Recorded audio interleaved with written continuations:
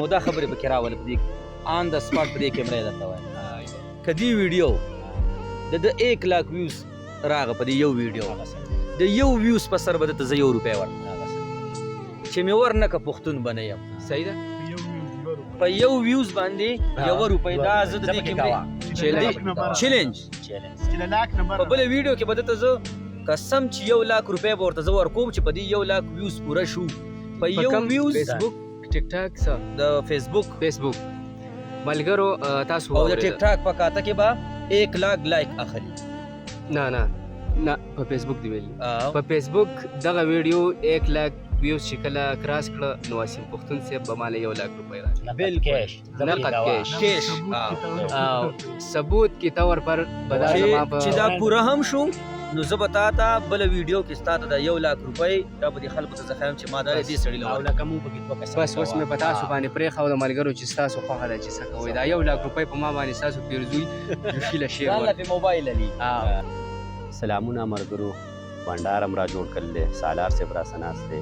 فضل دیان صاحب را سناست دی حسین پښتون صاحب را سناست دی ټیم نه ضایع کوو او د دې څه شعرونه ستاسو ډېره مننه چې دغه بنډارم را جوړ کړو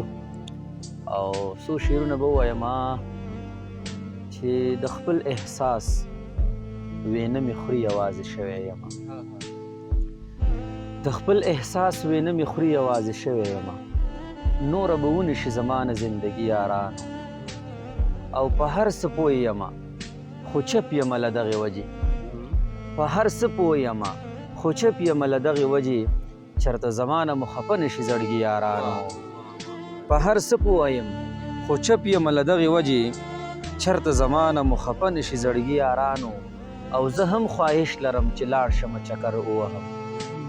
زه هم خواهش لرم چې لاړ شمه چکر ووهم خو چې ایثار یم د پیسې به وي کمې یارانو زه هم خواهش لرم چې لاړ شمه چکر ووهم خو چې ایثار یم د پیسې به وي کمې یارانو ستا د بېلتون له وجې زور مې د زړګي کم شوی ستا له بېلتون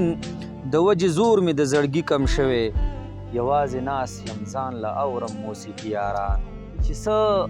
مزه خو شته د هغه په یارانه کې چې مې هیر نه شو جانان بلا آموده کې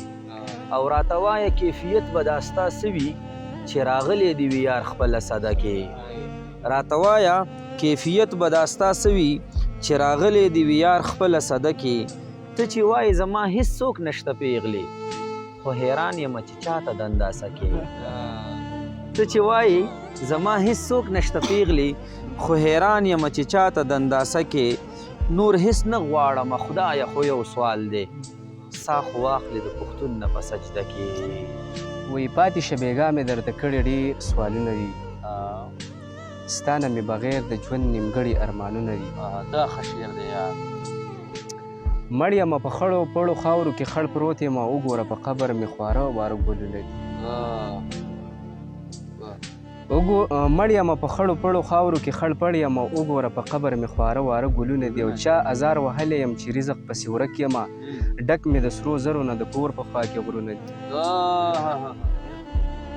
چا ازار وهلی یم چې رزق پسې ورک یمه ډک مې د سرو زرو نه د کور په خوا کې غرونه دي څوک دي چې په داسې بې دردۍ یو بل وجلي دي دا به پښتانه وي چې مات شوي سرونه دي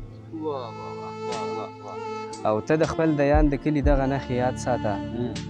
پیر صاحب ته د خپل دیان د کلي دغه نښې یاد ساته دنګو دنګو غرونو کې کچه کچه کورونه دي زه غلی ښه یم بیا مې پلار پسې خبرې کېږي د یاره که په ما پسې کنځلې کېږي دې بازو له خدایه پیسې مه ورکوه دا اوس په ځمکه دي خو بیا پسې وزرې کېږي دې بازو له خدایه پیسې مه ورکوه دا اوس په ځمکه دي خو بیا پسې وزرې کېږي ای په ډالرو مین یاره لږې حال وګوره نه دې اوس هغسې په غرونو کې ګورګورې کېږي او په مخ دې ښه شه په هر لوري دې رڼا جوړه شه دغه دعا ما پسې ورکې غلې کېږي او د یانه هسې نه د ورور را سره جنګ را نه شي زما په ځمکه کې وړې لښکرې کېږي ډېره ما دنیا پرېښوده یو چا په سترګو خو زه یې پرېښوم د دنیا په سترګو